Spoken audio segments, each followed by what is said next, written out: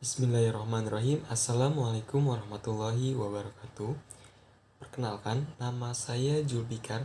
Saya adalah salah satu mahasiswa di Bogor dengan mengambil jurusan keguruan atau PGMI.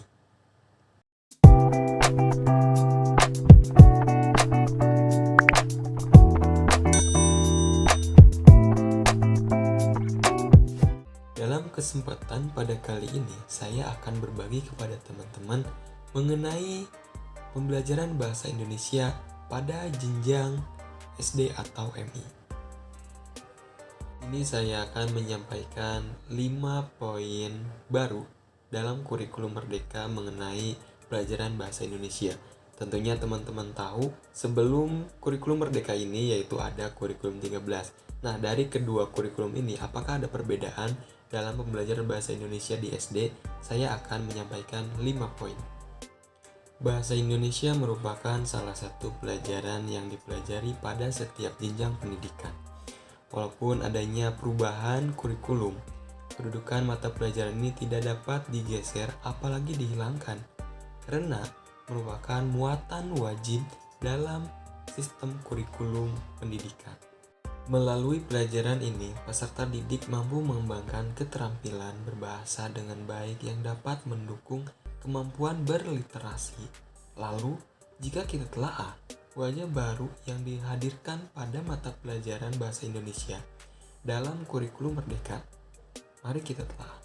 Yang pertama yaitu ada penambahan keterampilan yang dipelajari.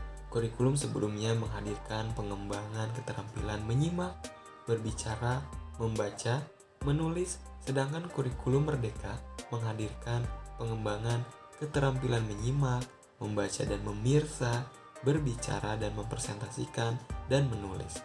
Dan yang kedua yaitu ada keberhasilan pembelajaran diukur melalui capaian pembelajaran.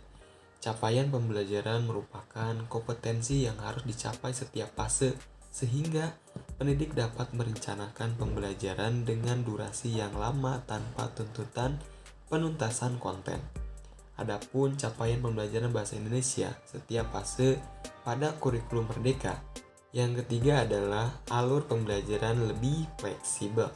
Alur pembelajaran pada kurikulum Merdeka dapat disesuaikan dengan kebutuhan peserta didik dan kondisi sekolah.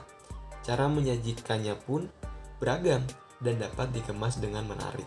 Misalnya, ketika menyajikan materi tentang prosedur, tidak harus dimulai dari mengidentifikasinya, tetapi bisa melalui tahapan menyimpulkan, menelaah struktur dan kebahasaan atau melalui kegiatan menulis. Dan yang keempat yaitu ada diferensiasi proses pembelajaran.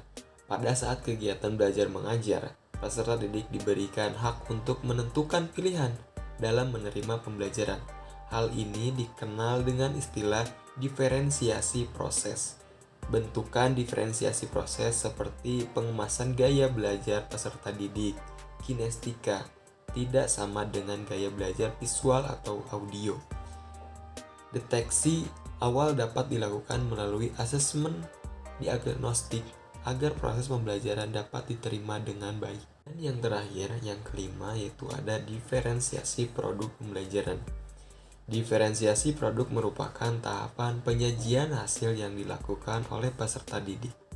Kalau dulu kita berpedoman bahwa hasil dari belajar bahasa Indonesia harus berupa teks, maka dalam kurikulum Merdeka, produk yang dihasilkan dapat disesuaikan dengan minat dan bakat peserta didik. Produk tersebut dapat berupa infografik, poster, komik, dan video, tetapi tidak menghilangkan identitas pada teks. Kemudian, zaman sekarang yang gencar dengan digitalisasi, tentu saja mengemas produk dalam bentuk digital menjadi pengalaman belajar yang menyenangkan. 5 poin tadi merupakan wajah baru bahasa Indonesia dalam kurikulum Merdeka. Seiring berjalannya penerapan kurikulum Merdeka, tentu saja kita akan mendapatkan kejutan lainnya.